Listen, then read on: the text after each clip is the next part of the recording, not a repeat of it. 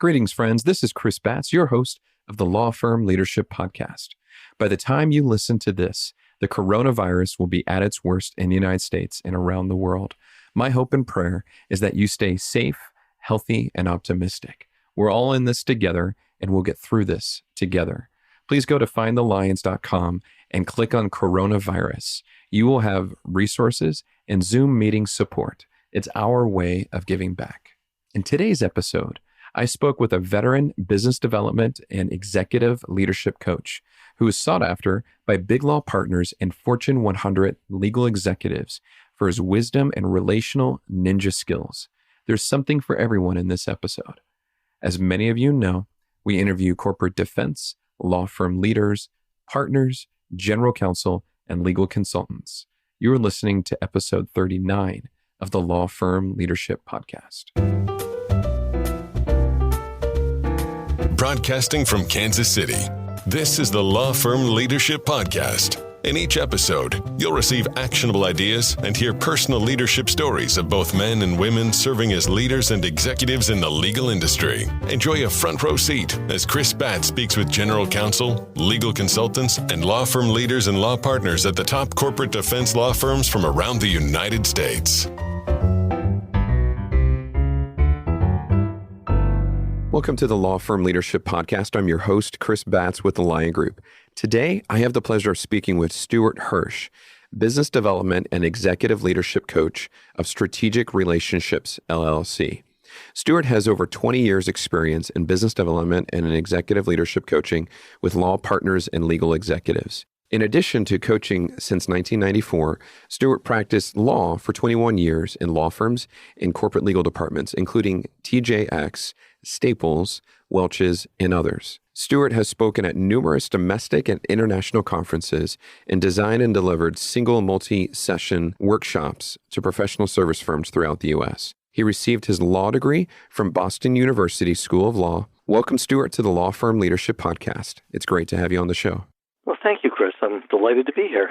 Again, I really appreciate your time. I wanted to kind of begin by helping my listeners learn what you did or understand kind of the story that led you up to becoming a coach. So I guess my first question I wanted to ask you is, was it your intent originally to become a lawyer? That's such a great question because I don't know what my intent was originally, but when I went to college, people thought I should be a lawyer, but I didn't know. I ended up taking the LSAT, did really well, and I went to law school. When you were in law school, did you have kind of the trajectory of where you think you were going to go as far as law firms were concerned? What practice areas did you think you were going to go into? I actually had no clue, Chris. When I was last year of college, I worked in the AG's office in New Jersey, where I grew up. And I was in the antitrust section. I thought that was really interesting work. We were going after some interesting things that we were doing. But I really didn't know. I thought I wanted to be a litigator because that's all I really knew when I was in law school. And I worked my way through school because that was the only way I could get through school. I had two jobs. I still didn't know what I wanted to do. And I got an interview in a big law firm, and I got the job. It was the only interview I actually took, and became a litigator. You were at that specific large firm for a while. What was the big law firm you were at? It was called Hutchins and Wheeler. Okay. It's not there anymore.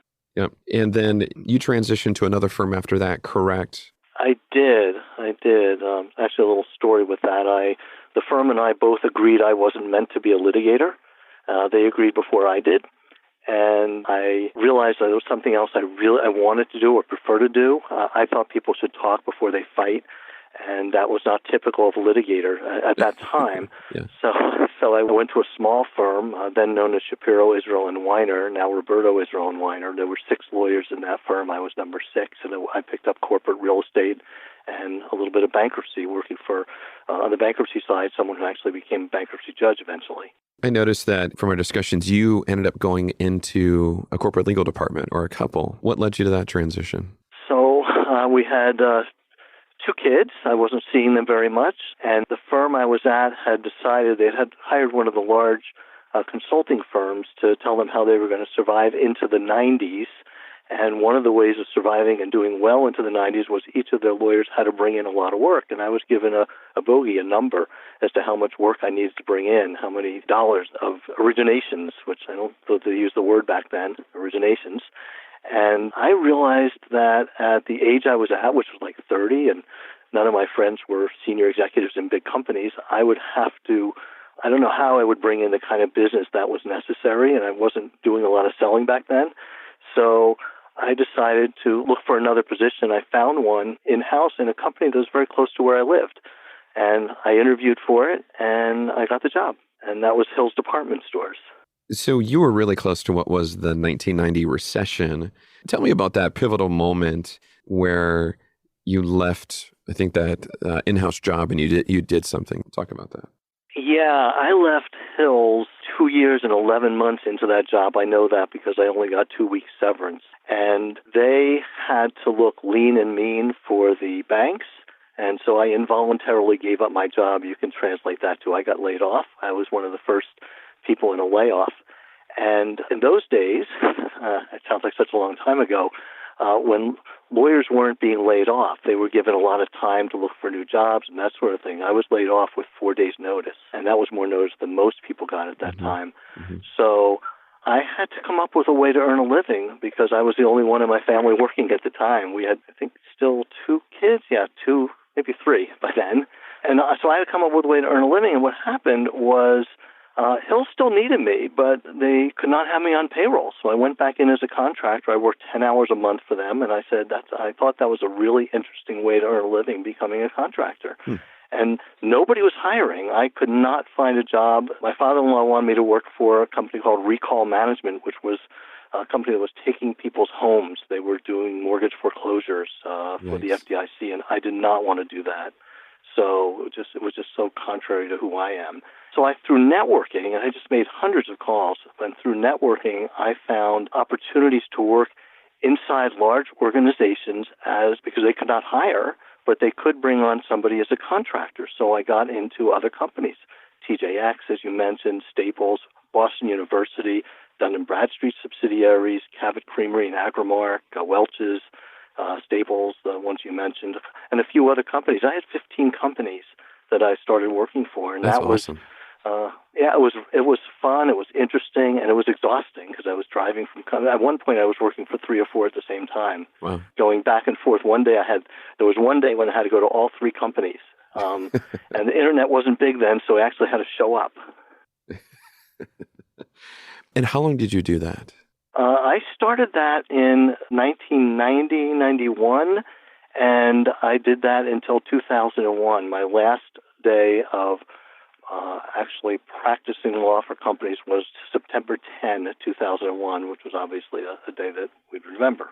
Yeah, that's definitely a big day. So talk about this moment when your friends started approaching you because of what you were doing with all these companies. Yeah, I actually remember the year. It was 1994. And I loved getting business a lot more, actually, than I liked doing work. And my friends, and I had been offered a job already at one point, which was kind of interesting because I was offered a job before I started coaching, but I knew there was something there. And I told the general counsel who offered me a position that I was on a path. I had no idea where I was going. I had no idea when I was going to get there, but I didn't want to be distracted from that path by taking a job. He and others thought I was nuts at the time. But I had just done a little bit of coaching. My friends were coming to me saying, how are you getting all this business from these large, publicly traded companies? These are friends in law firms. And I started to tell them my secrets, which, if you'd like, I'll share with you. Yeah, let's start that. So what would be some of those secrets that you reveal to law partners for business development? This, again, was in 1994. I hadn't really started coaching, but the secrets were, write these down so you remember them, be nice to people, treat people with respect, actually care about them from your heart, like a real caring, authentic caring, and let them know you care. And I would say things like that to my friends, and they would, the eyes would roll, they would look at me kind of funny, and I said, this is interesting. I could help other people get business, and then I wouldn't have to work again. Yeah. Wouldn't that be fun and rewarding? I wouldn't have to do the work. That was the bottom line for me. But I would be able to help other people get it. And I started helping people, and they liked it. So I started to, I asked 2 people I knew. One person I did a deal with for one of the companies, and the other person I'd worked with back when I was a law clerk in law school. And I asked them both the same thing. what do you think about the idea of helping lawyers get comfortable working a room, asking for business, dealing with issues with clients? I have all this experience working in-house at all these companies now. I said, what do you think about having somebody help do that? Do you think there's a business there? And the first two people I spoke with said, that is a really great idea. And then they said the magic words to me, can I hire you? That was my market research. It was done. There was a business. It was 1994, and nobody else was doing it. Hi friends, this is Chris Batts. Over the next month or two, we're going to do a listener show. I'll consider doing these shows every 3 to 6 months, depending on your participation, the number and kind of questions you submit. Please submit your questions and I'll spend some time reading through them and commenting. I have 2 easy ways for you to submit your questions. Number 1, you'll receive a link when you text the phrase LFL podcast to the number 44222. That's LFL PODCAST, or by clicking the Give Feedback link in the show notes on your device. Please take a moment and do this now. I look forward to your questions. Thank you, everyone. And now back to the show.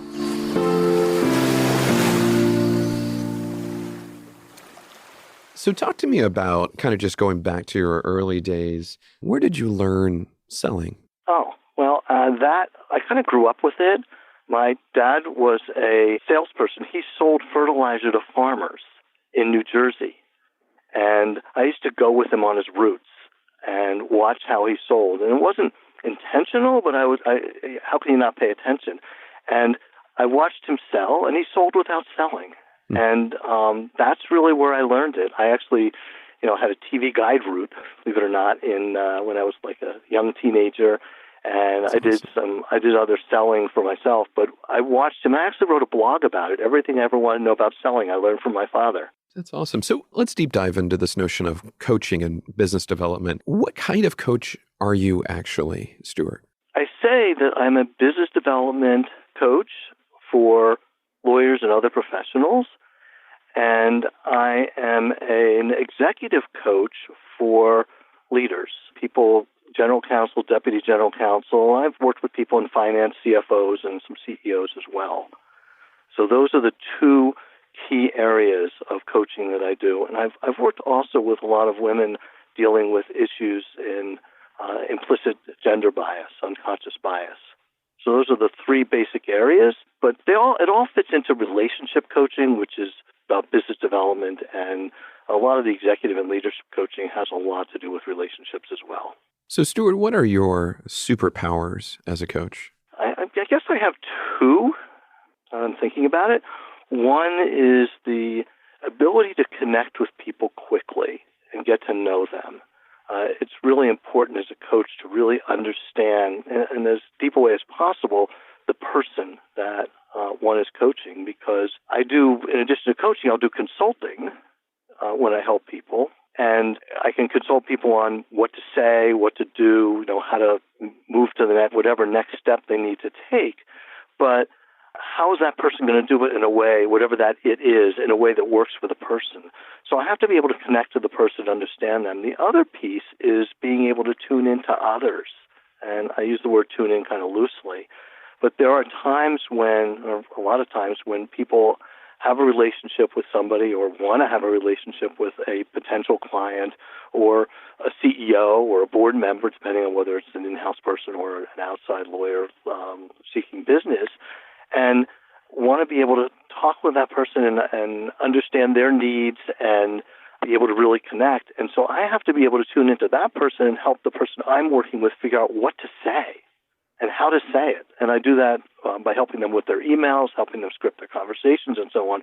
So those so-called superpowers are the ability to really connect with the person that they need to connect with, so that I can help them figure out exactly what we'll say that will work for the individual. I'm not sure that's clear. Does that make sense to you? It is, and it's definitely a superpower, I would say that. Stewart, let's just kind of hit on a couple different things why people are using you, but from a kind of an advice standpoint. So what are some of the areas that attorneys, so law partners and legal executives, are missing opportunity? What are some of those areas you're noticing that you can be a service to them on? Well, the biggest area area that I find, I've actually said this on panels, there are two areas that, let's stay with law partners and senior associates who are have the ability to bring in business. They do two things that are easy to fix, but really hard to remember to do. And one is failing to set next steps when they're having a conversation with somebody. So when a lawyer's doing a deal, for example, they know that what's the next step is whatever the next step is in the deal. But when they're having a conversation and talking with a potential client or even a referral source, they don't set a next step, and they'll come back to me maybe a month later and say, we had this conversation, what do I do now? And you never have to have the conversation where you say, what do I do now, if they had set a next step at the time they were with the person. And setting a next step is very easy. Like, you can say things like, what's the next step? Where do we go from here? How do we continue this relationship? There are a dozen different ways to say it. It really depends on the person and the situation. So that's the first area.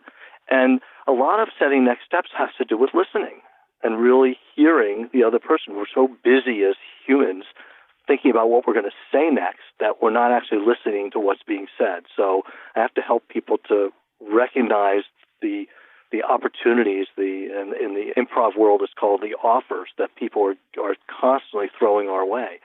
So, and then failing to set the next step once you hear that. And then the second thing is failing to follow up, not doing what you say you're going to do. Or if you didn't say you're going to do it, still failing to follow up. So those are the two big ones.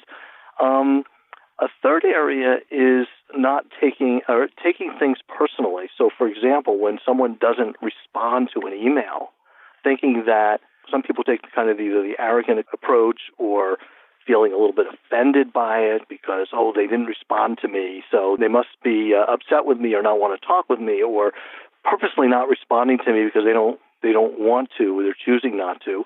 And most of the time it has absolutely nothing to do with you. It has to do with the other person and what's going on for them. And so taking it personally will cause a lawyer, not to reach out again because either they feel they did something wrong and they're embarrassed or they're offended by it. So those three areas. In-house, it's similar, setting next steps with in-house people, with business counterparts. Building relationships with the business counterparts is extraordinarily important. I do a lot of work with the group from the person that wrote the book, The Trusted Advisor, and building the relationships help get your advice taken, whether you're outside or inside.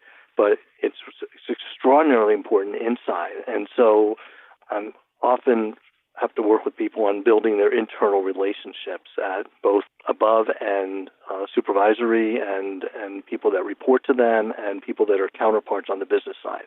And so, Stewart, taking that to a deeper level with in-house relationships, what are one or two things that lawyers could be doing in-house to take those relationships deeper?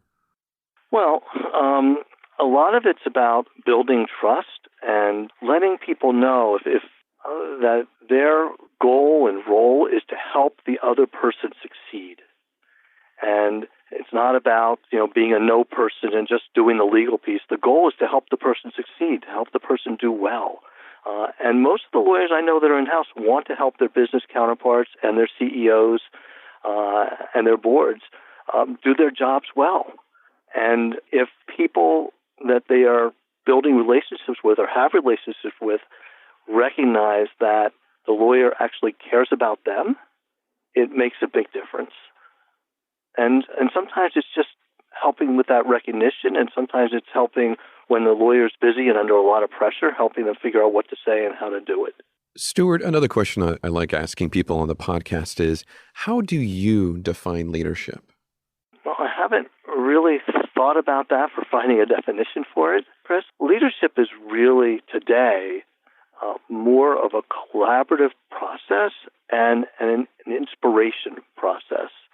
So today one has to lead by inspiring and influencing others to do the right thing and to take the steps that are needed to be taken to move to whatever the next level is that has to be done. So if someone, for example, is leading a project, and if one is in-house leading a project for that where they don't have supervisory responsibility like a general counsel for people in their own group, but they have to get others to also be involved, you have to do that through inspiration and influence. And how do you do that? That's about building relationships in order to get people to do or help people to do what's needed to complete a project. And that's mostly about influence and inspiration. I know it sounds a little repetitious, and if you ask me that later, I might have a different answer, but that's where I think leadership is now. Stewart, a lot of what you teach and share sounds rather simplistic. Why do you think attorneys don't do this? It's such a great question, because when I was working in a big law firm, and the managing partner said to me, everything that Stewart's telling us is common sense. Why are we paying someone to tell us common sense? And his answer was, it's common sense. You're absolutely right. It's common sense after you hear it. And one of the problems is that there are some people that don't really know how to, for example, work a room and be comfortable with that. There are some people that really don't know what they should say in an email or in a conversation. And from a business development perspective, they certainly know it from a legal perspective. But everyone's caught up in their own world, and it really helps to have somebody else think out loud with the individual to become more effective and efficient at it. We're all living in our own little boxes often, and we don't think outside that box. And having someone to talk to think with out loud, to collaborate with on ideas, and to sometimes even either be told suggestions or being given suggestions, or have a chance to say out loud what they're thinking, gives people a better opportunity to be more successful at whatever it is they need to do next. So what I'm finding is that people find it really helpful to have a sounding board, even if it's just to validate, or as some people have said to me, especially some in-house lawyers, helps keep them tuned into their true north, sometimes stay sane in a moment, and when there are a lot of moments of drinking from a fire hose, which is what a lot of in-house lawyers do. Is that responsive to your question? Super helpful. Really appreciate it, and completely makes sense. Hi, friends. This is Chris Batts. I wanted to take a moment and say thank you for listening to this podcast. I really appreciate you, and right now I need your help. I would love to hear your feedback. Please share your ideas on who I should interview and what are the topics that interest you right now. I have 2 easy ways for you to share. Number 1, text the phrase LFL podcast to the number 44222. That's LFL PODCAST. Or by clicking the Give Feedback link to the show notes on your device. Again, I would love your ideas on who I should interview and topics that interest you the most. Please take a moment and do this now. Thank you, everyone. And now back to the show. Stewart, you have told me before that you've helped law partners grow from 0 to 6, 7 figures, double, triple their book. Do you have any stories where there was an aha moment or a specific story around helping a partner grow their book from kind of nothing to really something? I have a lot, but let me give you a really simple one, because sometimes these things are just seeing opportunities right in front of us. There was a guy I worked with, a male lawyer I worked with, who was very good friends with his neighbor. And they had kids the same age that played together all the time. He knows the neighbor had a senior position in a company, but he didn't know anything about what it was or what he did. And he did not want to impose on the friendship by asking him for work, but he came to me and said, "How do I ask for work in this situation?" And I get a lot of variations of that question, but this was so interesting because he asked me the question. I said, "Well, if I were to give you the magic words that you could say to that person that you were comfortable with, that you could be really comfortable internally saying those words, would you be willing to say them?" And he said, "Well, sure." And okay, so next time you're with him, say, "I've known you for, I don't know, was it 5, 10 years, whatever the number was. I've known you for X years, and I've never really asked you about what you do in your company, about your role." I said, "Would you tell? I'd love to hear about it." And the guy told him what his role was. And I said, I've known you for so many years. Tell me what you do. I know you work in a law firm." And he told him what he did in the law firm. The lawyer said, what he did in his law firm. And then the neighbor, the business person, said, he said, I really would like to work with lawyers I know and trust, and I'm not really comfortable with the lawyer that I'm using, and I'm responsible for this. Would you mind if I gave you a project? Well, that became the biggest client for this lawyer. And so that was one example, and there are a lot of others where sometimes it's as simple as that, sometimes it's more complicated, but we get in our own way as people. And I worked with a lawyer that came out of government, and he had a lot of connections, but he didn't know what to say to them. So we came up with a plan of what he could say to each person, and it goes two ways. You have to, you can get work, but you also have to give in return, and that's not just do good work. Sometimes you have to do nice things for other people. In fact, you should be doing that anyway, as a human being. We're all human. So I remind people, we should do people favors. And sometimes we just have to build the relationships first before asking. That's a better thing to do. And so those are most of the stories are around the build the relationship, and sometimes you have to ask, but you have to ask in the right way. I think that's an excellent point. I really appreciate you sharing that. Stewart, let's jump into another subject that I think you've had a lot of experience with and some real insights for my listeners. You've worked a lot with men and with women, and you have noticed differences in working with them both. What kind of insights can you provide to men working with women and women working with men, and just helping them understand each other better? The first thing I would do is there's a book I would strongly recommend for this, and it's a book called Difference Works. It was written by Caroline Turner, and I met Caroline as was part of a program I was doing to help women become general counsel in Fortune 500s, and I was asked, I had read her book, and I thought it was fabulous. I was asked to speak about her book at a conference, and I said, I'm not a woman, it's not appropriate, and I didn't write the book. I think she should do it. So I called her up, and I said, and let's get down, great networking story, right? I called her up, and I said, I love your book. I've been asked to speak on your book. I think you should do it. And she invited me to do it with her. So she was the former general counsel of Coors, and this book, Difference Works, and I think she's working on another updated version now.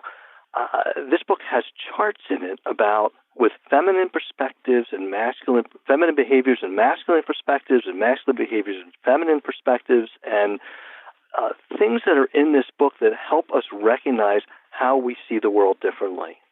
And we need to understand how the other sees the world differently and how we act and react differently. So one of the things that comes up oftentimes is that men tend to judge themselves and be judged on potential, whereas women tend to judge themselves and be judged on past performance. And again, we're all on a continuum, and there's some men that are more on the feminine side of that continuum, and there are often women on the masculine side of that continuum.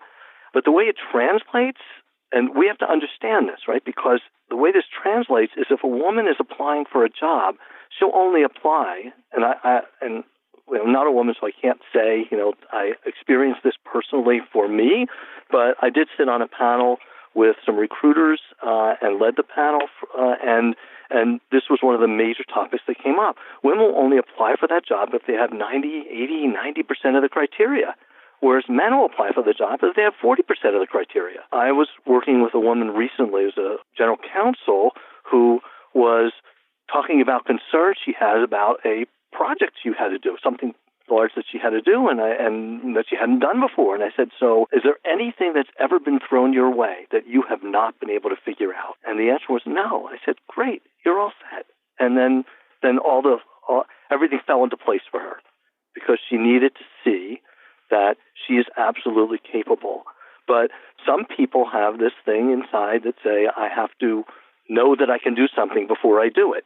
And stereotypically, men don't do that, which means that sometimes they'll jump forward and say and act like they can do something when they really can't. So they really haven't done it before, and they have to go figure it out. So women are a little more conservative on that. And so on the job front, that's one place where it really comes up. And men often appear to have more confidence because we are all looking at it. We live in a male-dominated society, and we're looking at it from a masculine-dominated place. Women have tremendous confidence, but we just have to know to ask the right question. And again, I hate saying men and women. It's really masculine and feminine, especially if you read the book Difference Works, you kind of see that. It's really where people fit on this continuum. And we're really all different. We all fit in different places on it.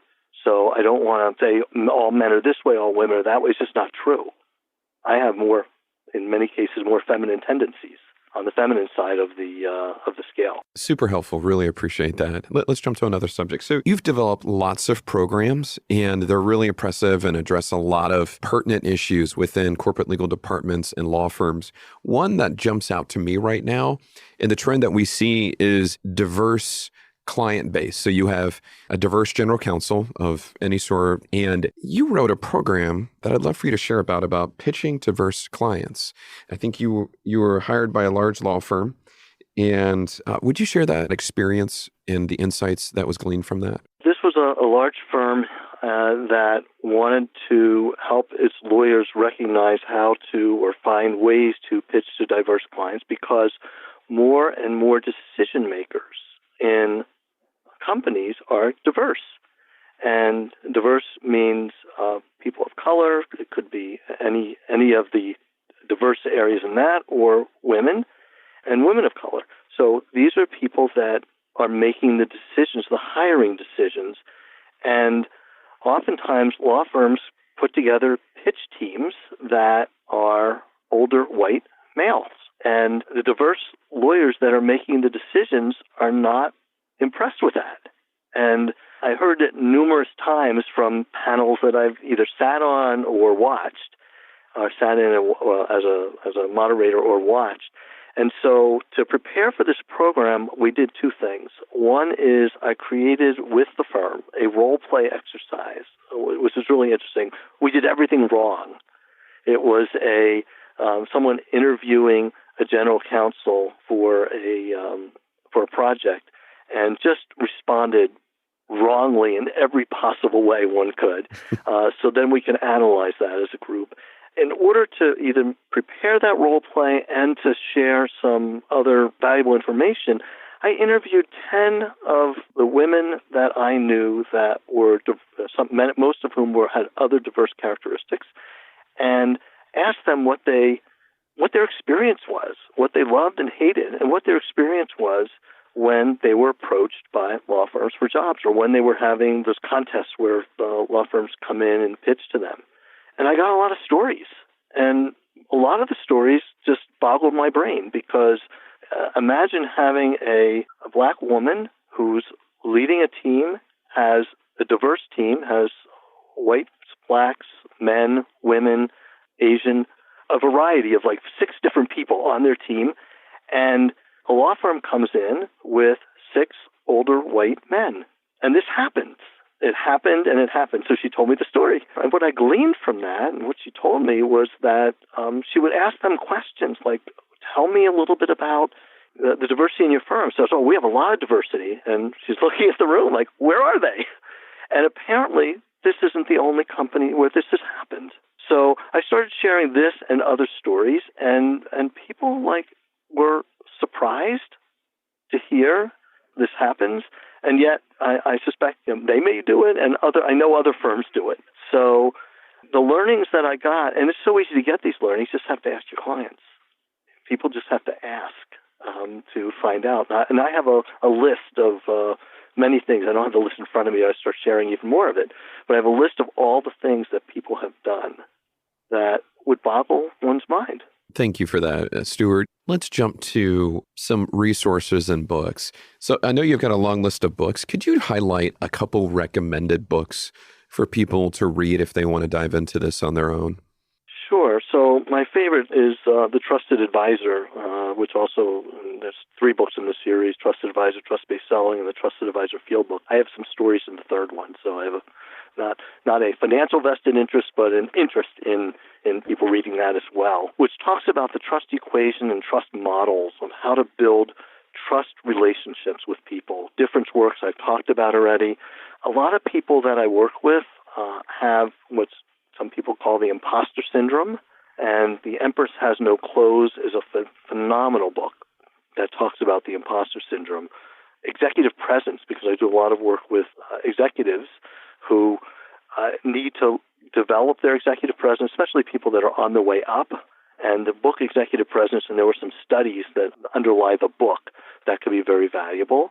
A lot of introverts out there who feel that because they are introverted, they can't be as successful as they ought to be. Read the book Quiet. Fabulous book. Very, very helpful. How do you develop these relationships where people see you with charisma? There's a book called The Charisma Myth. Absolutely fabulous book as to how one can develop the qualities of people that have charisma. A lot of it's about listening. A lot of that's making other people feel like you are the only person in their life. And FYI is a great book called For Your Improvement. It's a Korn Ferry book. It's out there, public, and it has a number of leadership characteristics and tools as to how to get them. Those are some of the books I really enjoy. And a general counsel introduced me to a book called Shotki Leadership, which was written by Raj Sisodia and another person. He's the author of Terms of Endearment and other books on leadership and purpose and that sort of thing. And this book goes into some of the issues around having a masculine-dominated society as a whole and how to address that. We're missing numerous things that the rest of society can bring. So those are some of my favorites. I have a lot more, but you wanted me to keep it short. Yeah, thank you. And to my listeners, there's going to be links to all these books, as well as links to Stewart's website, profile, all that sort of thing in the show notes and on our webpage. So Stewart, this is about that point where we transition and just talk a little bit more about personal things in your life. So you're married and you have 4 kids, is that correct? That's correct. And how long have you been married? It will be 35 years. Okay. In a few months. Yeah, that's awesome. And made me think. I know I can put you on the spot. I also know that something that you love to do is rock climbing. That's something you took your family through, correct? Well, it's something my kids took me through. Okay. We at one point we stopped learning from them. They stopped learning from us, and we started learning from them. That's awesome. And one of my kids got into rock climbing, got our whole family into it. It was fun. I haven't done it in a little while. We would go outdoor climbing. They learned how to set the ropes on rocks, and oh, wow. They were great teachers. I actually wrote a blog about it called Trust on the Rocks. It's on my website. Excellent. We'll see if we could put a link in there in regards to that post. So I just love relating with you, Stewart. You're such a giver and you give a lot of insight that's just important. I want to bring up something that I think is important for my listeners to know about. And it's something I think we all generally do. But so you've been through a couple of recessions, and during those recessions, you gave back. Would you share with my listeners a little bit about some of the giving back you did, maybe 1 or 2 examples you did during recession? Sure. So people were out of work, and it was really hard. And so I did a lot of training through. There were a couple of organizations run through a couple of local synagogues on to help people with finding jobs. So I did a lot of training sessions on networking, working a room, creative ways of making connections with people for finding a job. A lot of them are very similar to cross-marketing in legal services, right? Because, not only should you be asking, but you can also be giving and helping people recognize that even though they don't have a job, there's things that they can give back to other people. There's people that they know in their lives, helping people to recognize how they can even help each other. I also, the charities were having a rough time, so an organization of charities got together. They asked me to do a program on how they could collaborate better and work together better on how they could even share donors in a way that that they could let go and help each other to be successful. One donor might want to give to a different organization, but one organization actually has the connection to that donor. So finding ways to help people help each other. And I was doing a lot of that during their session, and I spent a lot of time with individuals. And I still do that. When people are out of work, I spend time with them trying to help them out. And I obviously don't charge for that. So, Stewart, last question. What's something so you've had a wonderful long career. What's something that you're incredibly proud about in your career? Yeah, I guess I would say I don't have one thing, but I have a number of moments that have a very similar theme to them. And it's when I get a call or an email from somebody that I've worked with that tells me that there's something that I did, some discussion that we had that was really pivotal in that person's life, that helped that person make some substantial change from a career perspective that kind of propelled them forward. And the one that comes to mind when you mention this, or when you ask that question, is there was a guy I was working with that was having difficulty with a woman who was in-house in a company, and he was having a lot of difficulty with her, and he really, she almost got him fired because of how she said he was treating her. And I helped him recognize that, his job is to make her look good, not to show how smart he was. And, of course, I said it a little differently than that, but that's the bottom line. And to give her a lot of credit because she was in-house and she was smart and she knew her job, and he had to recognize that. And he had to let her know that he recognized that his job was to help her to be successful. And I heard from him a bunch of years later that he did everything that we talked about. He did it really well. And she ended up being his biggest supporter and helped make him a partner in the firm and continue to grow. So I had no idea about that. So I get a bunch of those where somebody comes back to me sometimes even years later and tells me something, and it's just so personally rewarding. It's like warms my heart to hear things that people have done and taken to heart the things that they've learned. Stewart, it's been an honor and pleasure. Thank you for your time today.